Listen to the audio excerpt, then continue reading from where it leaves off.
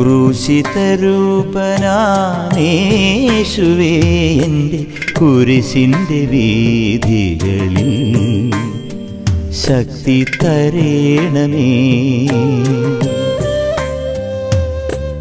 മുറിവിനാൽ പിടഞ്ഞ മിശിഹായേ എൻ്റെ മുറിവു നീക്കി സൗഖ്യമേകണേ.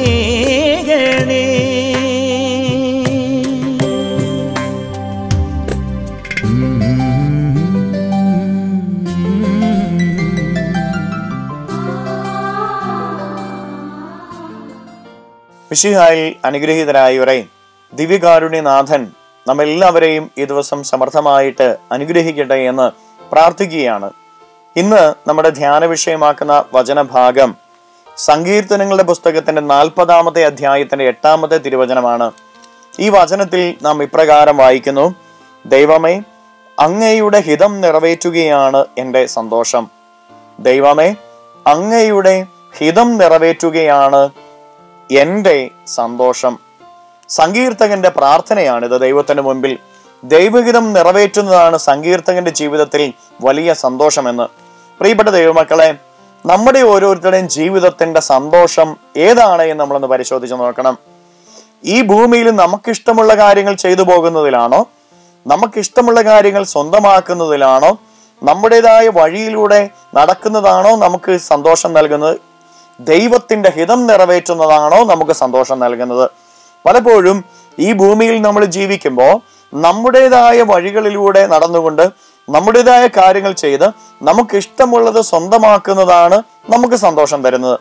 നമുക്കിഷ്ടമുള്ളത് പറയുന്നതാണ് നമുക്ക് സന്തോഷം നൽകുന്നത്. നമുക്കിഷ്ടമുള്ളത് ചിന്തിക്കുന്നതാണ് നമുക്ക് സന്തോഷം നൽകുന്നത്. എന്നാൽ ദൈവഹിതം നിറവേറ്റുന്നതാണ് യഥാർത്ഥ സന്തോഷം നമുക്ക് പ്രദാനം ചെയ്യുന്നത് എന്ന് സങ്കീർത്തകൻ പഠിപ്പിക്കുക. നോമ്പിന്റെ ദിവസങ്ങളിൽ നമ്മൾ സന്തോഷം കണ്ടെത്തേണ്ടത് ദൈവത്തിലാണ്. ദൈവഹിതം നിറവേറ്റുന്നതിൽ സന്തോഷം കണ്ടെത്തുന്നവരുടെ എല്ലാം ജീവിതത്തെ ദൈവം ഉയർത്തും.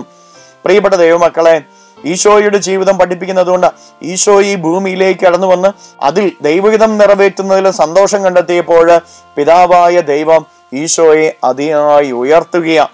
നമ്മുടെയൊക്കെ ജീവിതങ്ങൾ ഉയർത്തപ്പെടണമെങ്കിലുണ്ടല്ലോ, നമ്മുടെയൊക്കെ ജീവിതം അനുഗ്രഹിക്കപ്പെടണമെങ്കിലുണ്ടല്ലോ, നമ്മുടെ ജീവിതത്തിലേക്ക് ഉയർച്ച ലഭിക്കണമെങ്കിലുണ്ടല്ലോ, നമ്മുടെ ജീവിതത്തിൽ യഥാർത്ഥ സന്തോഷം ലഭിക്കണമെങ്കിലുണ്ടല്ലോ, ദൈവഹിതം നിറവേറ്റുന്നതിൽ സന്തോഷം കണ്ടെത്തുവാനായിട്ട് പ്രിയപ്പെട്ടവരെ നമുക്ക് സാധിക്കണം.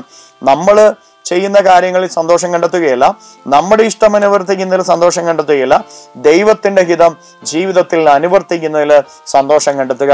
അതിനുവേണ്ടി എന്നെക്കുറിച്ചുള്ള ദൈവത്തിന്റെ പദ്ധതി എന്തേ എന്ന് ദൈവ തിരുമുമ്പിൽ ഇരുന്ന് ധ്യാനിക്കുവാനും വചനം വായിച്ച് വചനത്തിലൂടെ അത് കണ്ടെത്തുവാനും ആത്മാവ് നമ്മുടെ ഉള്ളിൽ ആ ചിന്ത നൽകുന്നതിനു വേണ്ടി നമുക്ക് ഈശോയുടെ മുമ്പിൽ പ്രാർത്ഥിക്കാം, അതിനുവേണ്ടി പരിശ്രമിക്കാം.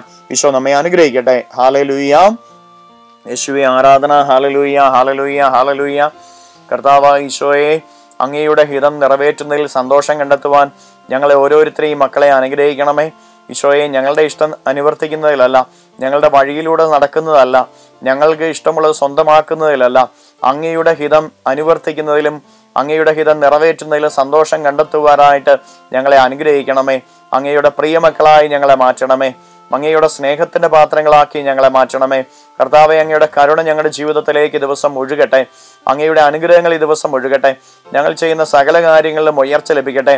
കർത്താവെ, ഞങ്ങളുടെ ജീവിതത്തിൽ ഈ ദിവസം എല്ലാവിധ ആപത്തുകളും അപകടങ്ങളും പൈശാചിക ബന്ധനങ്ങളും പെട്ടെന്നുള്ള മരണവും ദാരിദ്ര്യ ദുഃഖങ്ങളും രോഗപീഠകളും അകന്നു പോകട്ടെ. ഞങ്ങളുടെ ജീവിതം ആനന്ദത്താൽ നിറയട്ടെ. Hallelujah, hallelujah, hallelujah, hallelujah. നിത്യം പിതാവും പുത്രനും പരിശുദ്ധാത്മാവുമായ സർവേശ്വര എന്നേക്കും ആമേൻ.